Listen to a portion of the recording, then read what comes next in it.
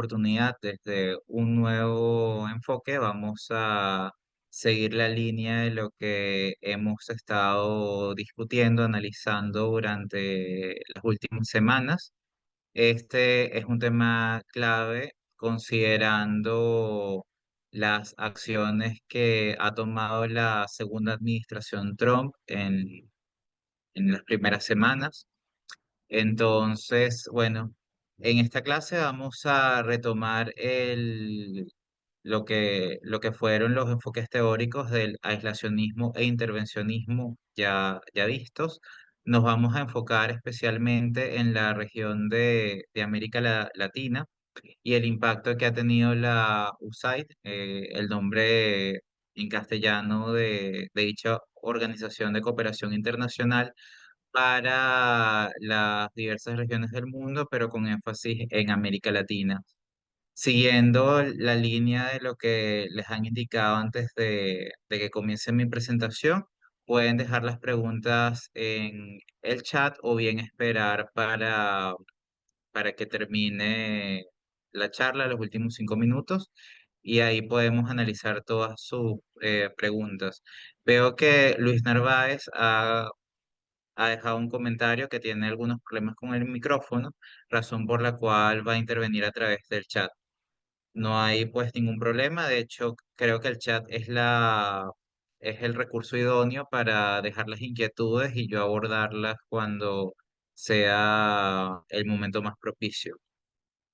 Bueno, como introducción, los tópicos que vamos a ver en esta clase o en su defecto, la primera parte de la clase son los siguientes. Aislacionismo e intervencionismo en Estados Unidos. Ahí vamos a analizar cómo estos enfoques y estas posturas y además visiones del mundo influyen en el diseño de políticas públicas en Estados Unidos y el impacto que esto tiene en la planificación de la política exterior estadounidense, la USAID como agencia de cooperación internacional, la discrecionalidad de esta organización, a qué se debe, etcétera. Revisaremos un poco la historia de esta organización que recientemente fue cerrada. Vamos a hablar también sobre las actividades de inteligencia y por qué se vincula en ciertas ocasiones a la USAID con las labores de inteligencia. Vamos a también a discutir y a revisar algunos proyectos a lo largo del mundo y su alcance, consecuencias del cierre de dicha organización. Y también vamos a hacer unas breves conclusiones, debido a que en los últimos días a ver, la cantidad de acontecimientos relevantes y que guardan una estrecha relación con con el cierre de esta agencia, pues todo este proceso todavía no ha parado. Podemos considerar que los hechos todavía siguen en desarrollo, razón por la cual lo más probable es que este tópico nos pueda tomar unas 2 clases, es decir, esta clase y una posterior. Acá tenemos un logo pues del site. Y bueno, como ya hemos visto a lo largo de las últimas clases, los debates contemporáneos entre aislacionismo e intervencionismo tienen un importante impacto en lo que es el diseño de la política exterior y también interior estadounidense.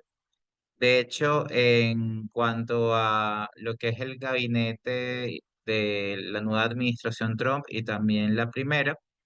los aislacionistas tuvieron gran peso y lo vuelven a tener ahora en cuanto consideran que Estados Unidos debe tener un enfoque más central a la hora de planificar políticas desde la administración central, siendo que Estados Unidos a veces está tan ocupado con los problemas que se tienen a lo largo y ancho del mundo, que no en pocas ocasiones se descuidan algunas cuestiones en lo interno.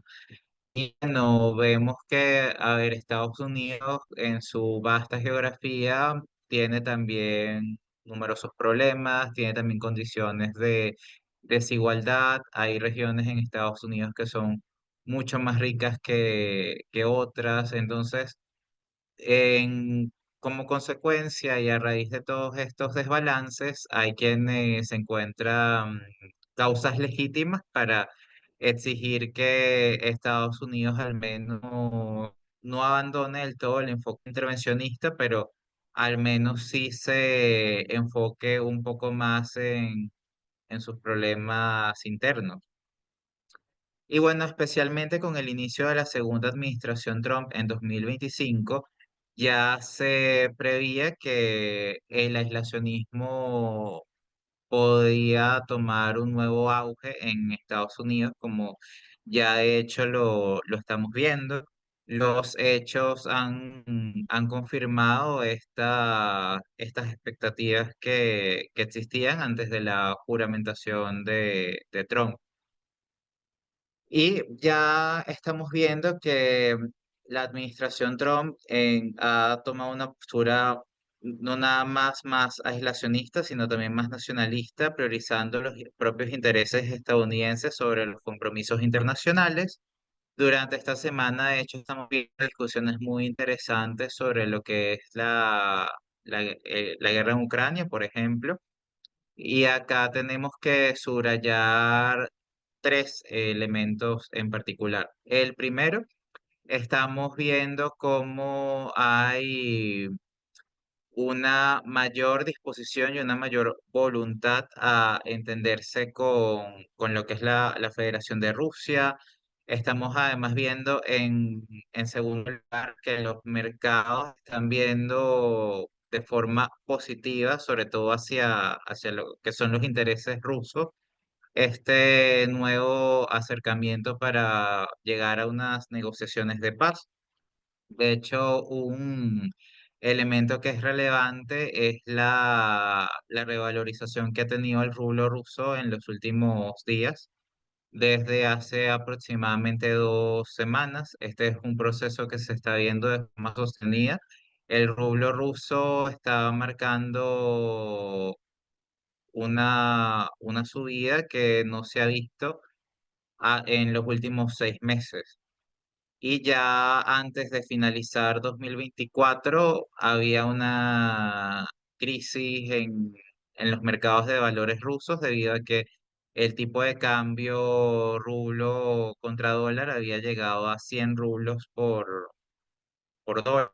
lo cual en términos de impacto psicológico y económico se consideraba una barrera peligrosa, dado que muchos rusos no estaban esperando que iba a superarse esa barrera de los 100 rublos por dólar. Ahora, en cambio, vemos un retroceso, vemos que el rublo se está acercando más a al cambio de unos 85 rublos por dólar. Entonces, esto nos señala que los mercados están viendo de forma positiva y favorable estos acercamientos entre Estados Unidos y Rusia, más allá de que todavía sean tímidos. Y en tercer lugar, más allá de estos dos primeros puntos, tenemos que también analizar la postura que tiene Ucrania frente a la renegociación de la deuda y los compromisos adquiridos. De hecho, ya en los últimos días hemos visto que Zelensky ha manifestado que se niega a desconocer más de la mitad de los compromisos de pago adquiridos con Estados Unidos, por ejemplo. De hecho, él acaba de declarar hace unos días que él pensaba que el monto apenas ascendía a 100.000 millones de dólares y no era tan alto como él pensaba y que no estaba dispuesto a reconocer toda la deuda, dado que él creía que en gran medida este monto y estas ayudas, estas subvenciones que se le habían dado a Ucrania,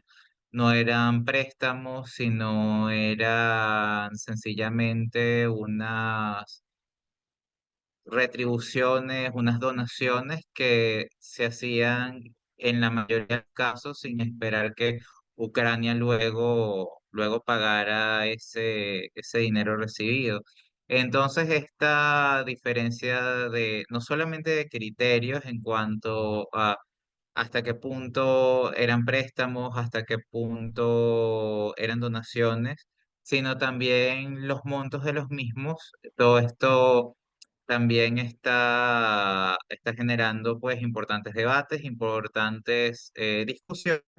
y todo esto tiene un impacto en la configuración de la política internacional. Bueno, y por otro lado, siguiendo la línea de lo que tenemos en la lámina, la postura más aislacionista que estamos viendo en la segunda administración Trump, que es una continuación en gran medida de la primera, se refleja también en críticas a las alianzas tradicionales que ha tenido Estados Unidos, como la OTAN, considerada por empresarios que ahora son funcionarios de Estado, como Elon Musk, director del Departamento de Eficiencia Gubernamental, como una institución que es anacrónica, que requiere una revisión completa. Y bueno, ahí, y como ya habíamos visto anteriormente, está también el tema de la desigualdad que existe entre los miembros y las contribuciones que hacen hacia la OTAN, hasta qué punto esto es productivo, hasta qué punto no, etcétera. Vemos además que se ha intensificado una guerra arancelaria con la Unión Europea con el objetivo de reducir el déficit comercial. Si bien estas medidas han mostrado resultados limitados en el pasado, todo esto está generando importantes tensiones con los aliados europeos, y hasta se presentan como un cuestionamiento a lo que es la eficacia del multilateralismo que Estados Unidos había promovido durante lo largo del siglo XX. Acá tenemos que ver además lo siguiente en el contexto de lo que estábamos hablando anteriormente de Ucrania,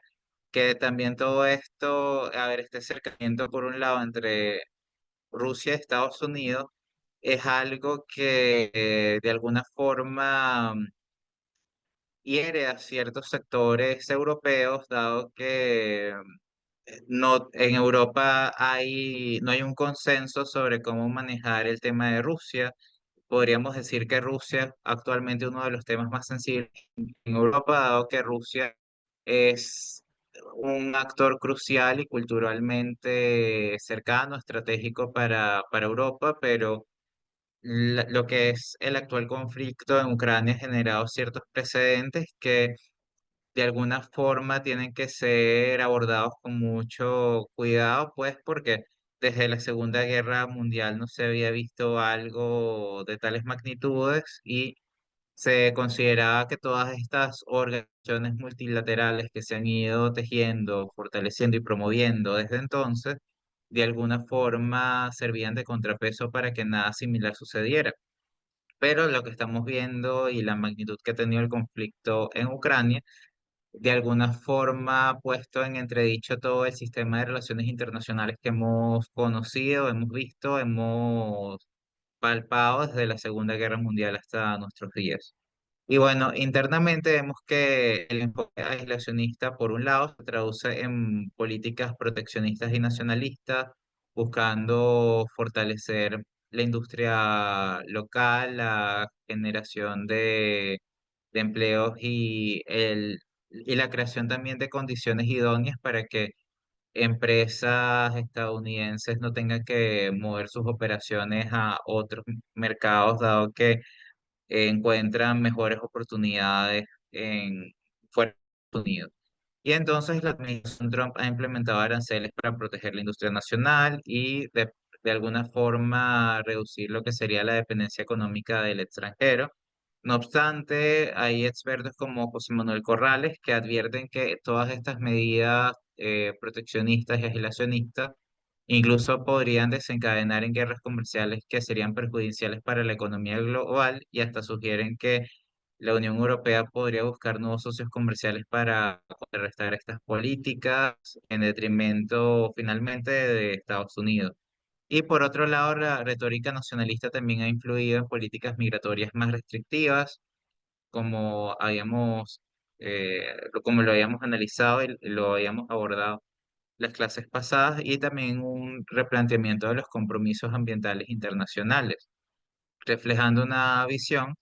que de alguna forma le da más prioridad y más primacía a los intereses inmediatos de Estados Unidos las preocupaciones globales, particularmente las climáticas. Y en este sentido debemos entender que este enfoque hacia el aislacionismo en esta segunda administración se podría definir las relaciones internacionales de Estados Unidos muchísimo más que en la primera, dado que ya existe un antecedente de lo que fue la primera administración Trump. Hay logros, pero también hay fracasos, como hemos visto, y a ver, está toda una situación en Oriente Medio que en paralelo sigue desarrollándose y profundizándose. También hay desafíos en América Latina, como son los casos de Cuba, Nicaragua y Venezuela, particularmente el último, con el saldo y el trago amargo que significó el fracaso de lo que fue la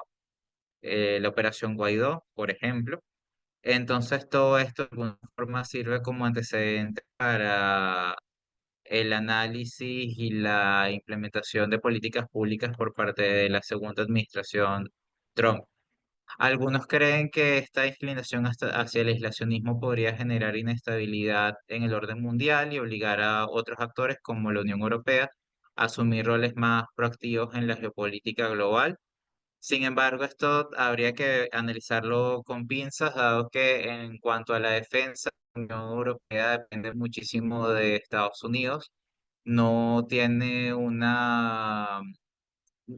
por un lado, no nada más la doctrina, sino también en términos fácticos, la dependencia de Europa hacia Estados Unidos es sumamente alta y un rol de la Unión Europea sin Estados Unidos, eso para que tome forma, para que cuaje todavía faltaría un tiempo. Por otro lado, también tenemos que tener muy en cuenta que la Unión Europea como bloque, más allá de la desigualdad que presentan sus miembros por sus diversas características, tiene también miembros que de alguna forma tienen un poco más de peso que otros a la hora de la toma de decisiones, a la hora de lo que son los equilibrios y los factores de poder. Entonces, no es tan fácil tampoco llegar a un consenso, o dicho también de otro modo, a la imposición de unos sobre otros a la hora de que se quiera asumir de forma rápida y tajante un rol más proactivo, e independiente de la política que se asuma desde Estados Unidos. No es un proceso tan sencillo. Y por otro lado, pues a nivel interno también tenemos que ver que las políticas podrían tener diversas repercusiones económicas y sociales, sobre todo si las tensiones comerciales afectan sectores claves de la economía. Vemos que hay importantes debates sobre los impactos negativos que las recientes medidas podrían tener sobre Amazon como empresa, por ejemplo, y todo lo que esto tendría, a ver, todas las consecuencias que habría en materia de políticas de trabajo, políticas ambientales y de responsabilidad de Amazon, tanto con el país como con la sociedad en general. Entonces son muchísimos temas que de alguna forma pueden tener un efecto dominó, y un efecto dominó que tenga un efecto dominó también más pequeño, dado que una pieza mueve múltiples piezas, pero también una pieza es un sistema en sí mismo. Y también vemos que la administración Trump debería equilibrar sus objetivos nacionalistas con las realidades de una economía global interconectada para evitar impactos negativos en el bienestar de sus ciudadanos, más allá de que hablemos de una administración que busque poner a Estados Unidos de primero y deje de lado todos los compromisos internacionales en un mundo tan interconectado y globalizado como el de hoy. Eso no es que sea imposible, pero sí tiene grandes limitaciones. Incluso ya hace décadas o hace siglos no tampoco era tan fácil porque no somos autosuficientes. Y Estados Unidos, como la potencia que es, tiene también que hacer un trabajo de monitoreo y de alguna forma equilibrio de dinámicas, de fuerzas, de factores de poder, que no prácticamente tampoco puede abandonar del todo. Por lo que se ve, la administración Trump entiende estos puntos y lo que está es consciente de que tampoco se debe tener el grado de intervencionismo que se tenía hasta los momentos. De manera que este proceso de reafirmación de la postura de America First es más que mm, no se debe, digámoslo así, interpretar como una reafirmación radical, sino es más un proceso gradual. Es decir, los intereses nacionales y la soberanía estadounidense estarían por encima de los compromisos multilaterales, pero estos también tienen importancia y estratégicamente tampoco a Estados Unidos le conviene abandonar todo y menos aún de golpe. Es decir, esto en lo concreto lo podemos ver en recortes en las iniciativas globales y también en la revisión o debilitamiento de alianzas tradicionales, como lo es la OTAN, por ejemplo, consideradas por algunos sectores como estructuras anticuadas que no reflejan las prioridades actuales. Debemos entender que, lógicamente, el mundo de hoy no es el mismo de finales de la Guerra Fría y tampoco el mismo mundo que vimos después de la caída del mundo de Berlín y la caída de la Unión Soviética. Todo ha cambiado desde entonces. Vemos también que lo que fue la pandemia de la COVID-19 aceleró muchos cambios que ya venían en camino, en cierto modo. Entonces, lógicamente, todas estas instituciones necesitan una revisión, sobre todo viendo que también han, han crecido. Es decir, vemos que para la creación de la OTAN, esta organización tenía ciertos linderos, tenía ciertos presupuestos, ciertos alcances que se han expandido. Entonces, con esto lo que tenemos que ver es que no es nada más que estas organizaciones han podido quedar como algo anticuado, sino es que también se han expandido y esa expansión significa más compromisos, más costos, más gastos. Y si de alguna forma no responde a las necesidades actuales, es un dinero que se podría estar, por decir menos, se podría estar aprovechando mejor. Y entonces debemos ver que la preferencia por el aislacionismo entonces se utiliza para justificar la reducción de intervenciones en regiones donde el costo y el riesgo de comprometerse pueden superar los beneficios directos para la seguridad nacional. Y bueno, como estamos viendo, este enfoque no es absoluto y se reserva para contextos donde la presencia extranjera directa no sea esencial para la protección de intereses vitales. Acá el caso de Ucrania es excelente como ejemplo, puesto que vemos que Ucrania en cierto sentido ha servido incluso como proxy. De alguna forma Estados Unidos ha estado detrás del conflicto, pero no del todo, siendo que, a ver, quien está dando la cara es Ucrania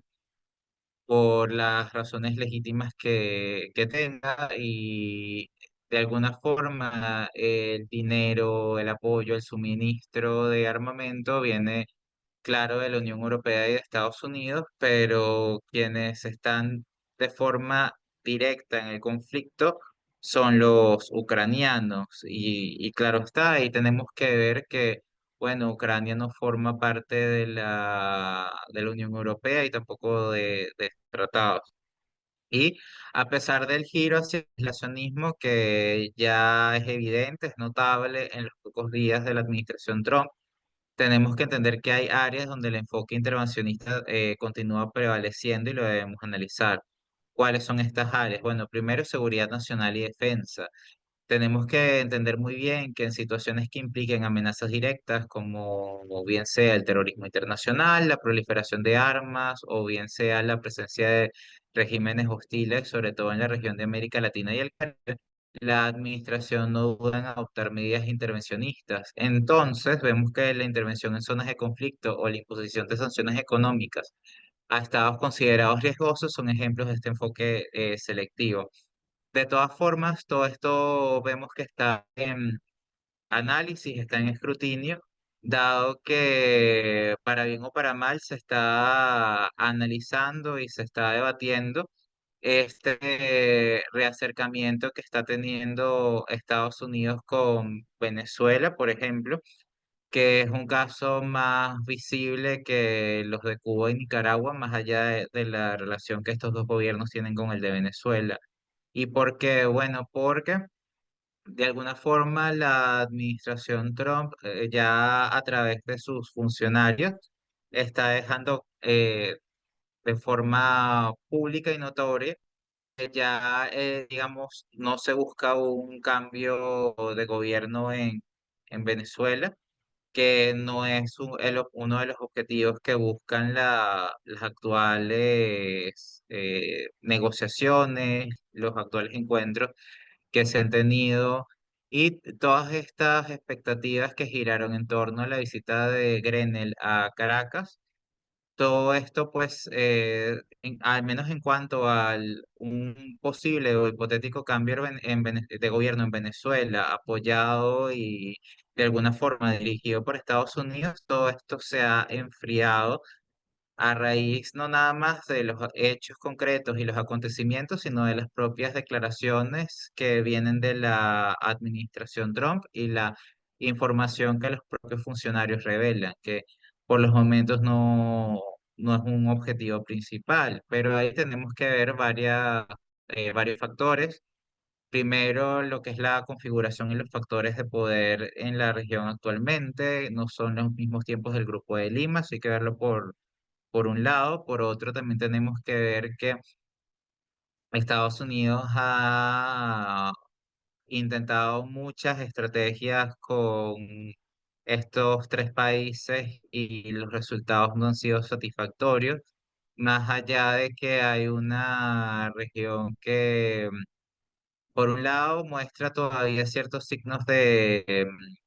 convulsión, inestabilidad. Por otro lado, también hay un giro hacia la izquierda y hacia cierta izquierda que es, por decirlo menos, tolerante con estos tres gobiernos. Y por otro lado, también está pues otro factor que es el tema de la Argentina, en donde ahora hay mucha incertidumbre a raíz de lo que ha ocurrido recientemente con el caso conocido como LibraGate o CryptoGate en la Argentina, la investigación que hay sobre Javier Milei, la imputación de cargos, etcétera. Ok, antes de seguir voy a revisar el chat. Ok, veo que hay tres comentarios, los leo eh, brevemente, una pregunta. ¿La ayuda que la OTAN y la Unión Europea están prestando a Ucrania es una donación sin nada a cambio o una deuda que le están cargando a este país? Bueno, esta es una excelente pregunta y lo respondo en línea con lo que ya se había señalado a principios de esta clase.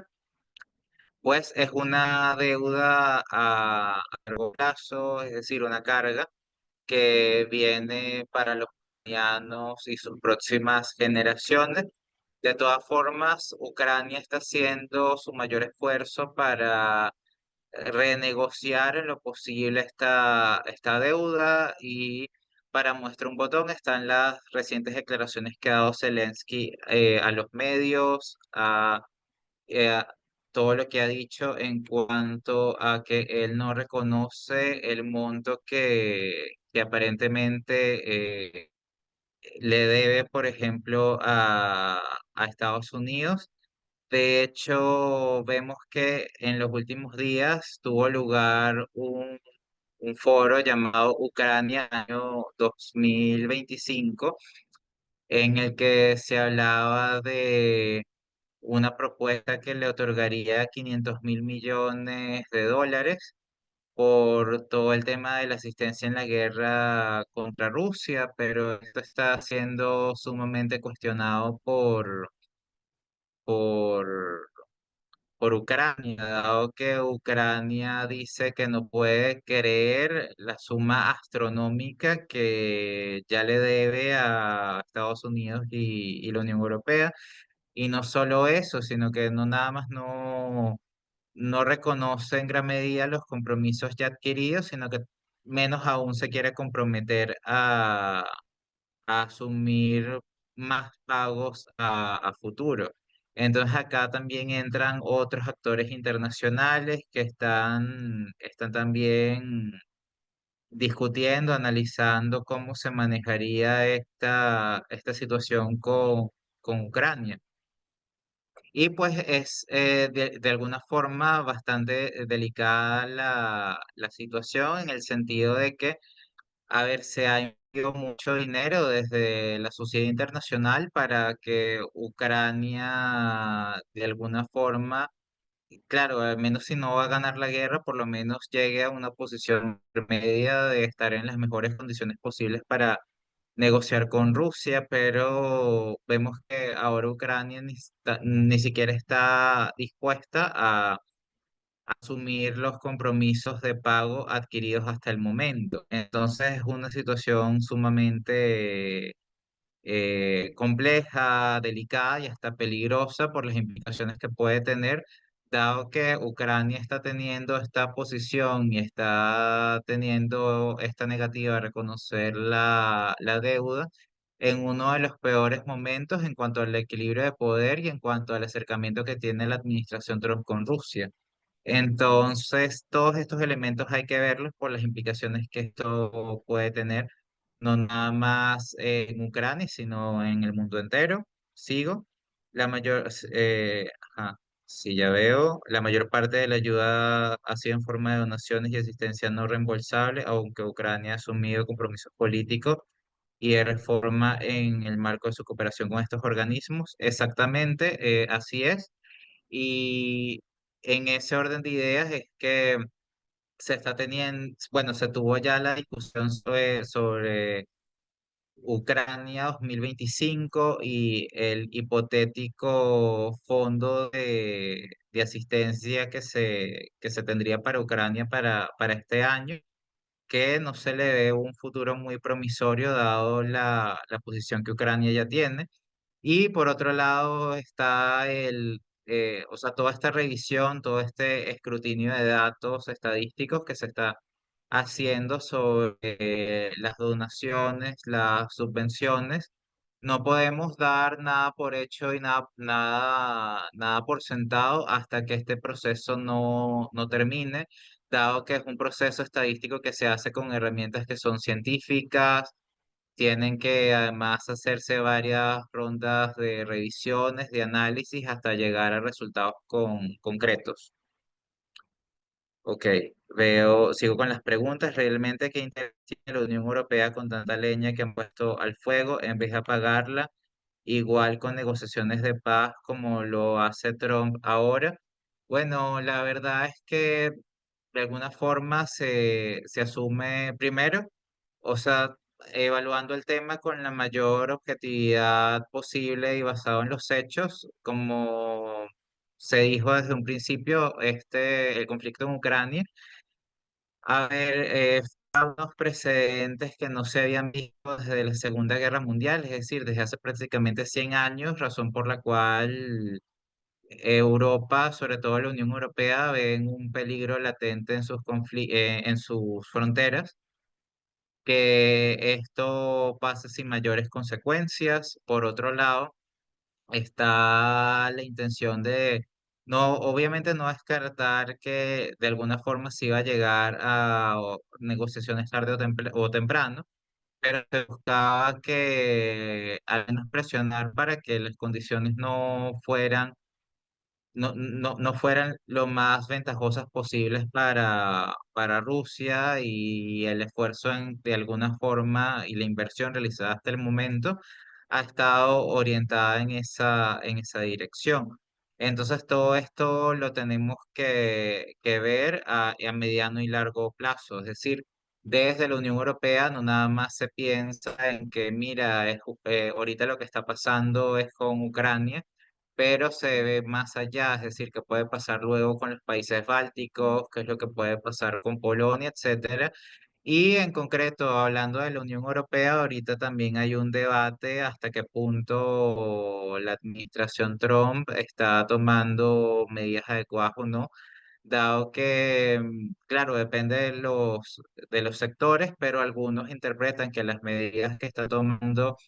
Estados Unidos actualmente son cierta, bueno, Estados Unidos, sobre todo la administración Trump, para ser más específicos, son cierta traición a algunos actores de la Unión Europea, dado que la Unión Europea ha ido también muy lejos para defender los intereses de Estados Unidos en esa región del mundo y de alguna forma la administración Trump está echando todo para atrás con consecuencias que pueden ser negativas para Europa desde algunas perspectivas. Entonces, todo eso también tenemos que, digámoslo así, ponerlo en balance para entender por qué se hace lo que se hace y por qué se toman las decisiones que se toman. Y en cuanto a la economía del comercio, si bien los sectores aislacionistas y nacionalistas suelen orientarse hacia una política de mayor autarquía, lo cierto es que la guerra arancelaria y la imposición de barreras comerciales son formas de intervencionismo económico. Estas medidas buscan proteger industrias locales y obligar a otros países a modificar prácticas comerciales que se consideren perjudiciales. Por otro lado, también está lo que es la ciberseguridad y la tecnología. Como ya hemos hablado y hemos hecho suficiente énfasis, vivimos en un mundo interconectado y ahora también es un mundo interconectado que es digital, de modo que la protección contra ataques cibernéticos y la defensa de la infraestructura tecnológica se han convertido en áreas críticas. Más aún en las últimas semanas que vemos eventos, sobre todo en la región de América del Norte, con lo que es la aviación, tanto comercial como no comercial, han pasado muchos eventos extraños en los que no se descarta que al menos en cierto porcentaje haya un grado de manipulación cibernética que explique o sustente por qué han sucedido estos eventos tan extraños en el espacio aéreo de América del Norte. Y entonces aquí vemos que la intervención en formas de alianzas estratégicas y regulaciones se mantiene como una necesidad para salvaguardar la competitividad y la seguridad nacional. También está la política humanitaria puntual, aunque se ha reducido el compromiso con iniciativas multilaterales a largo plazo, existen situaciones específicas donde la intervención humanitaria se considera necesaria, especialmente en contextos donde la inestabilidad podría tener repercusiones directas en la seguridad de Estados Unidos o sus aliados estratégicos. Acá podemos ver en cuanto a este último punto de la política humanitaria puntual, todas las críticas que se están haciendo, no nada más en cuanto a América Latina, que sobre todo, desde acá vamos a hablar sobre todo de América Latina y esta, o sea, al final de esta clase y la que viene, sino también en África. O sea, se ha hecho importantes advertencias a la administración Trump de las consecuencias que tendría el cierre de la USAID para países de África, en donde porcentajes sumamente altos de la población dependen de estas ayudas y el impacto que esto va a tener en la calidad de vida, en la protección de derechos básicos fundamentales para miles y millones de familias en África y en América Latina. Entonces tenemos que ver que estas son decisiones que no se pueden tomar a la ligera y bueno, en cuanto a la política humanitaria de Estados Unidos en la región, claro, también eso depende mucho de la disposición que se tenga o no de un Estado en aceptar la ayuda o de organizaciones no gubernamentales que también puedan intervenir. Pero por lo menos en el caso de Venezuela está lo que fue la tragedia de Vargas, hoy estado La Guaira, que se vivió aproximadamente hace unos 25 años y uno de los principales países que en su momento mostró su disposición a ayudar a reconstruir toda la zona afectada por los deslizamientos de tierras a raíz de las fuertes precipitaciones fue Estados Unidos. Por supuesto, Entonces, la administración de Hugo Chávez no tuvo mayor disposición de aceptar tal ayuda proveniente de Estados Unidos, pero lo cierto es que la voluntad y la disposición del lado estadounidense estuvieron. Y bueno, ya entrando en el tema del USAID, con todo con todos estos antecedentes y estas aclaraciones como contexto, entendemos que el cierre de dicha agencia, eh, con nombre oficial, Agencia de los Estados Unidos para el Desarrollo Internacional, pocos días antes del inicio de la segunda administración Trump, de alguna forma evidencia y también pone de relieve un simbolismo en cuanto al cambio de paradigma que, que hay, y también las críticas en cuanto a la desvirtuación que ha tenido el intervencionismo estadounidense, el declive que ha tenido este enfoque en cuanto el rol de los Estados Unidos no tiene el mismo peso, y no nada más el mismo peso, sino incluso se llega a cuestionar la legitimidad misma del rol estadounidense en el mundo. Entonces todo esto es bastante delicado y hay que entender todos estos puntos para entender las acciones y las políticas que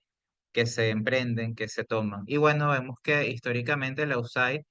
fue el brazo de la política exterior estadounidense en materia de desarrollo y asistencia humanitaria, promoviendo valores democráticos liberales y estabilidad en regiones vulnerables. Y dicho de este modo, su cierre refleja una tendencia a considerar que estos programas no necesariamente benefician de forma directa los intereses estratégicos y económicos de los Estados Unidos. Todo esto igual lo tenemos que ver con mucha precisión y mucha cautela, dado que existe gran escrutinio sobre lo que ha ocurrido con la USAID, todo lo que ha sido también los proyectos, los beneficiarios, etcétera. Entonces no se pueden tampoco hacer acusaciones a la ligera sin tener un fundamento suficiente que lo respalde, dado que son investigaciones que siguen en desarrollo. Hay muchos documentos que de alguna forma u otra pueden prevalecer, otros podrían ser descartados, etcétera. El proceso que ha comenzado es largo y puede dilatarse en el tiempo. Y la decisión de cerrar USAID, que dicha organización fue creada durante la administración Kennedy, apunta a la intención de reasignar recursos hacia iniciativas que se perciben como más directamente vinculadas a la seguridad interna y al fortalecimiento de la economía nacional. De alguna forma, esto se alinea claramente con la visión del America First, donde la prioridad es reducir compromisos globales que impliquen costos elevados sin beneficios inmediatos. Por otro lado, esta medida también tiene implicaciones geopolíticas importantes. Al debilitar un instrumento tradicional y ampliamente conocido de la política exterior estadounidense, se corre el riesgo de perder influencia en regiones estratégicas, lo que podría abrir espacio para que otros actores internacionales como China llenen ese vacío en términos de asistencia o cooperación. Sin embargo, bueno, y esto luego lo iremos profundizando mucho más. En el caso de Rusia, sabemos que existe una agencia similar llamada Rosatrudnichesva, que es la Agencia Federal de Rusia para la Cooperación Internacional y la Diplomacia Cultural, pero ciertamente nunca le llegó a los talones a la USAID por varias razones que podemos desglosar brevemente. Primero, en general, Rosa Trutnicheva y casi todos los proyectos de la Federación de Rusia hasta la guerra en Ucrania tenían como principal foco Europa, mientras que la USAID y otros proyectos de la política exterior estadounidense tenían un foco mucho más global. En segundo lugar, tenemos que el presupuesto y el alcance global de Rosatrudnicheva es sumamente inferior a los presupuestos que manejaba USAID, que llegó a manejar presupuestos multimillonarios que le permitían operar en más de 100 países con una red sumamente extensa de proyectos de desarrollo. En el caso de Rosatrudniches o de Rusia, no es que tales proyectos no existieran, pero de alguna forma la capacidad económica de Rusia amerita que cada dinero que se invirtiera en una región estratégica debía ser aprovechado de forma más estratégica, más inteligente, porque se disponían de menos recursos. Sencillo. Segundo, mientras que la USAID utilizaba y programas de desarrollo como una herramienta de poder blando, combinando ayuda humanitaria, financiamiento y también promoción de políticas alineadas con los intereses que venían de Washington como factor central. Los Sotrudnichev se enfocaba más en la cultura, la educación, incluso en el fortalecimiento de los lazos históricos y lingüísticos con los países exsoviéticos y aliados tradicionales de Rusia. Es decir, Rosa Trudnicheva tenía sobre todo un papel predominante en lo que se consideraba el mundo ruso y Europa. Entonces vemos que, por ejemplo, América Latina, África, no es que no tuvieran una importancia, pero era ínfima en comparación a las regiones que estaban mucho más cerca de Rusia, ya sea por temas geográficos, culturales, económicos, etcétera. En tercer lugar, también vemos que USAID utilizaba un modelo de eficiente ejecución de proyectos con participación de ONGs, gobiernos locales y el sector privado. Por otro lado, Rosatrusnichevo tenía una burocracia mucho más complicada, mucho más difícil de monitorear, de hacer escrutinio. Y también se ve que sus programas no tenían, al menos era sumamente difícil, y lo sigue siendo, medir la efectividad o la visibilidad de los proyectos que maneja Rosatrudnichevo, porque de alguna forma Rosatrudnichevo ha tenido más discrecionalidad que la USAID. Entonces, medir la penetración que tiene Rosatrudnichevo en las comunidades objetivo y digamos, el público target es mucho más difícil que analizar el papel que tenía la USAID, por ejemplo. Y por otro lado, en cuanto a lo que es la percepción global y las restricciones a nivel político, vemos que la narrativa que tenía la USAID como agencia de cooperación internacional y presentada como una agencia que promovía el desarrollo a nivel mundial, le dio un poco más de cobertura que Rosa Trudničevo, por ejemplo, que llegó a enfrentar muchas más restricciones debido a la percepción de Rusia en el ámbito internacional y luego las acciones occidentales. Y vemos también que en el caso de China, China tiene una agencia similar, que es la Agencia China de Cooperación para el Desarrollo Internacional. Pero acá hay que brevemente señalar y enfatizar que esta Agencia China de Cooperación para el Desarrollo Internacional apenas fue creada en 2018. Y claro, por otro lado, también la podemos considerar parte de la estrategia de la iniciativa de la Franja y la Ruta, conocido también como el proyecto de la Ruta de Seda, es decir, el megaproyecto de inversión en infraestructura global.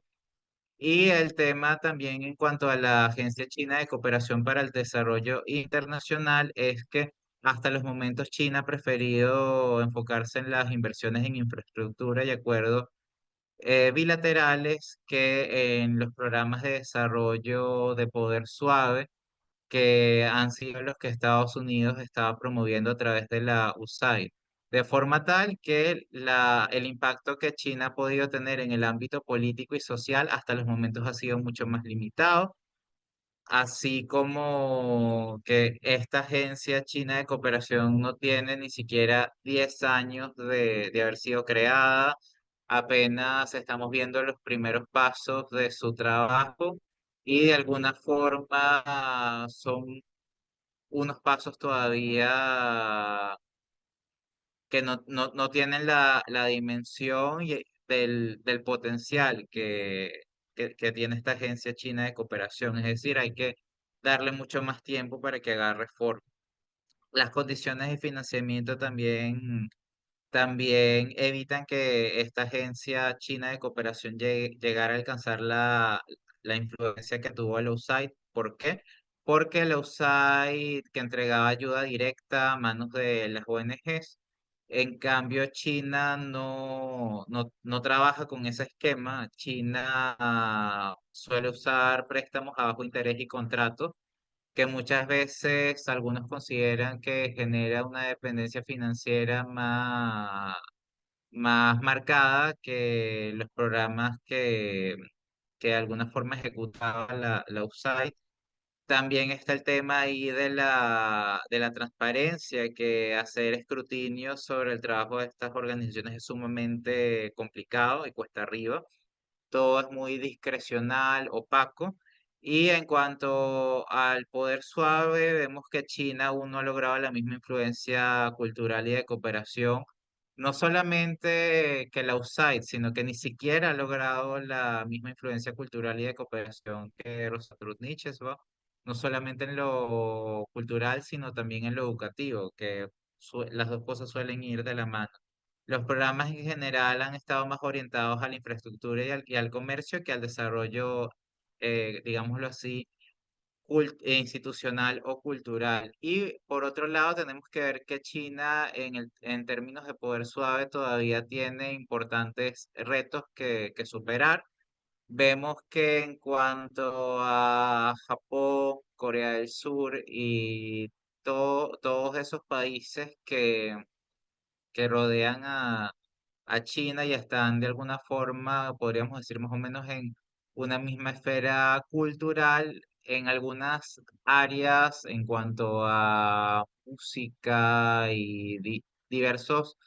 ámbitos de lo que consideramos cultura, vemos que China en no pocos casos llega a puntear por debajo de estos países que de alguna forma tienen un poder suave que es bastante efectivo y que no se debe subestimar. Entonces, de alguna forma también en China hay un análisis y una discusión sobre cómo pueden hacer en que ese enorme dinero y esos enormes presupuestos que se manejan desde China, que no tienen equivalentes en otras economías más pequeñas de esa región,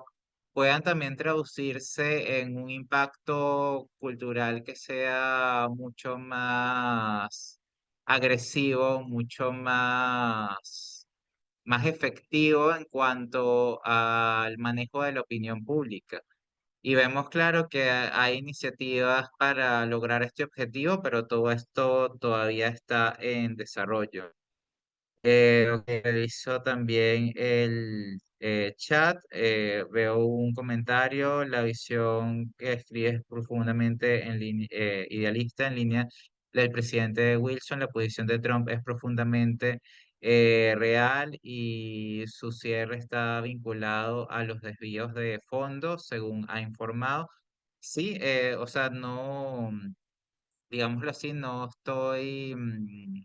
diciendo que no, lo único es que sí hago es énfasis en que hay que dejar que las investigaciones terminen y lleguen a su punto final,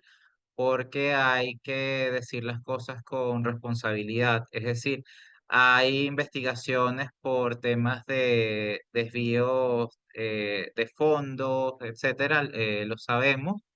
pero tenemos que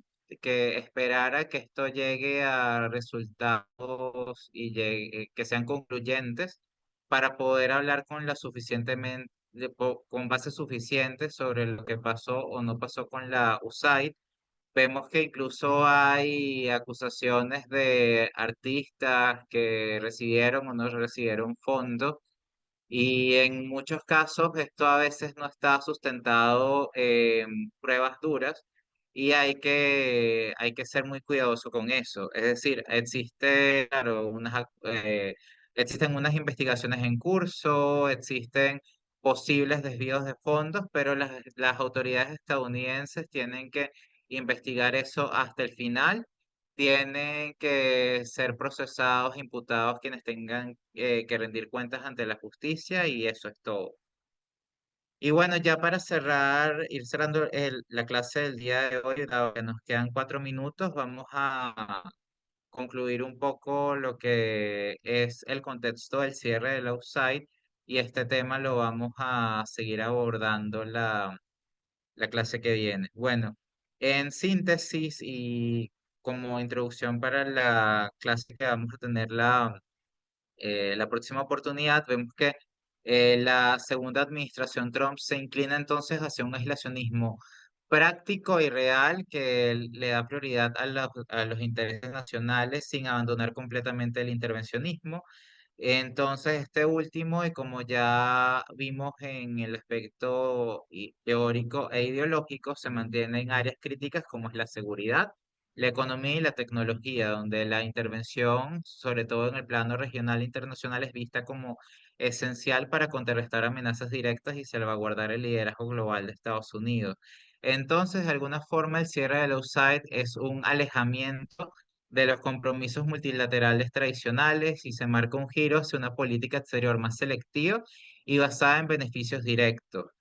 Todo esto, por supuesto, está por verse las consecuencias que tendrá tanto en la esfera internacional como en la percepción interna sobre el papel de Estados Unidos en vemos que, y ya también para dejar esto en relieve, si bien la USAID no era una agencia de inteligencia en sí misma, ya que su misión principal era promover el desarrollo económico y social en diversos países del mundo a través, bien sea de ayuda humanitaria, programas de educación, salud y otros proyectos de cooperación, sus actividades y alcance hasta cierto punto han sido asociadas a los propios servicios de inteligencia en cuanto al reclutamiento, selección de actores clave, financiamiento, etcétera.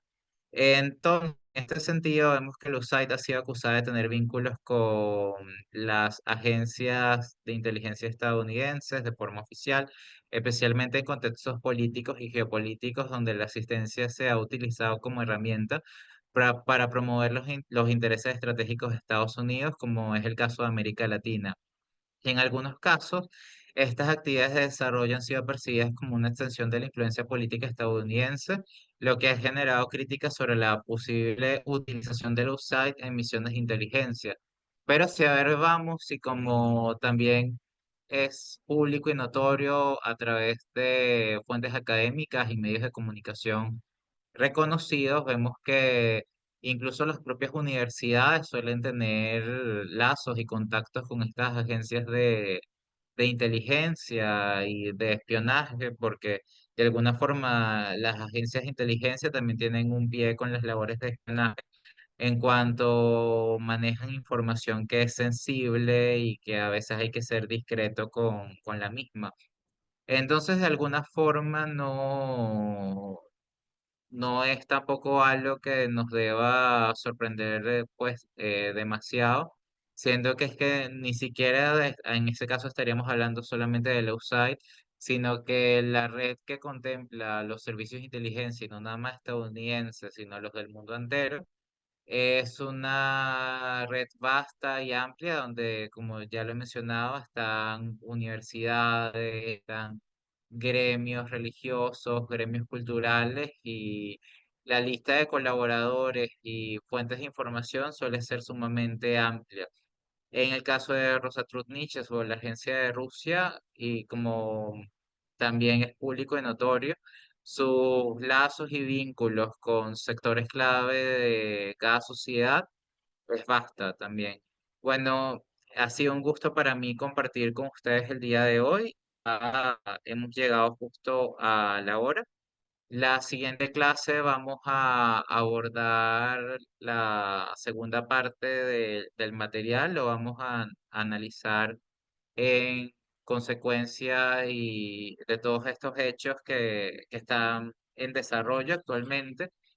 Y antes de cerrar, quiero sí ser enfático con que pues tenemos que ser cuidadosos con las investigaciones que tienen lugar hoy en día Y tenemos también que dejar que las autoridades pues hagan su trabajo. Cuando hayan resultados concluyentes, es que podemos señalar a algunos actores o no de sus responsabilidades.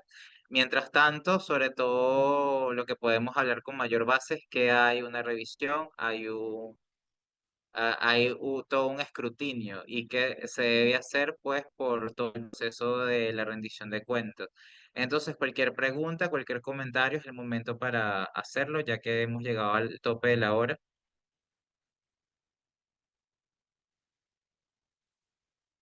Pues excelente clase, Vicente, pues como siempre. Y pues Luis, te pregunta ¿cuándo va a ser la próxima clase? ¿Tienes ya alguna fecha pautada para cuando la vas a dictar? Mira, por los momentos no me han avisado, ya sería cuestión de que asignen la fecha y que cuadremos con Folk, pero una vez que ya tengamos la fecha, la haremos llegar a través de los canales previstos para ello. Y pues un gusto como siempre compartir con ustedes.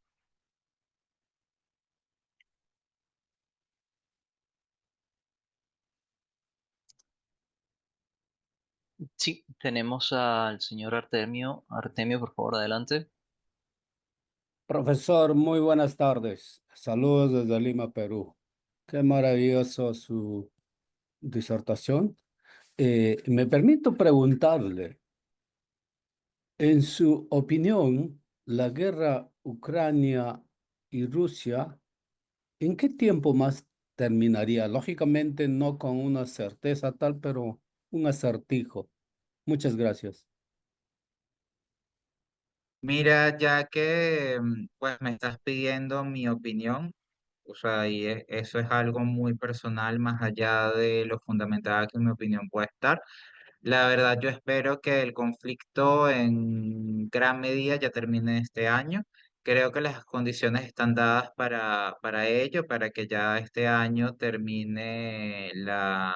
guerra. Sin embargo, y creo que es prudente pues decirlo, sí tengo cierta preocupación sobre los precedentes que puede esto dejar a mediano y largo plazo. ¿Y por qué digo esto? Porque de alguna forma, primero este conflicto que comenzó en 2022 ya tenía unos antecedentes y en segundo lugar vemos que hay resentimientos a largo plazo que puede dejar este conflicto. Vemos que la sociedad ucraniana ha quedado sumamente golpeada. Es un país del cual un porcentaje muy alto de su sociedad ha emigrado. Vemos que el servicio eléctrico de Ucrania está por el suelo y el país en general, que tardará varios años, si no décadas, en reconstruir Ucrania. Y también estamos hablando del tema de toda esta discusión que hay sobre hasta qué punto Ucrania recibió donación, qué punto parte del dinero era prestado. Pero bueno, dejando eso de lado, tenemos que entender el saldo emocional, el saldo humanitario que queda sobre la sociedad ucraniana, que queda también el saldo en cuanto a las relaciones Ucrania-Rusia. En cuanto a Ucrania y Rusia han sido países cercanos a lo largo del tiempo y ahora están enfrentados. Entonces, las consecuencias que esto puede tener a largo plazo, dependiendo del manejo de la situación, dado claro está que, mira, estos problemas dejan resentimientos, pero con el tiempo son superados. Las heridas sanan, pero son procesos sumamente complejos donde hay que abordar el duelo y donde hay generaciones que van pasando. Entonces, sí, en resumen, en verdad yo diría que estoy preocupado por lo que esto puede dejar como precedente en la sociedad ucraniana a mediano y largo plazo. Veamos también incluso lo que pasó, digamos, en Alemania, lo que dejó la Primera Guerra Mundial y luego se vio en la Segunda Guerra Mundial. De alguna forma todo tiene consecuencias y las consecuencias tienen consecuencias después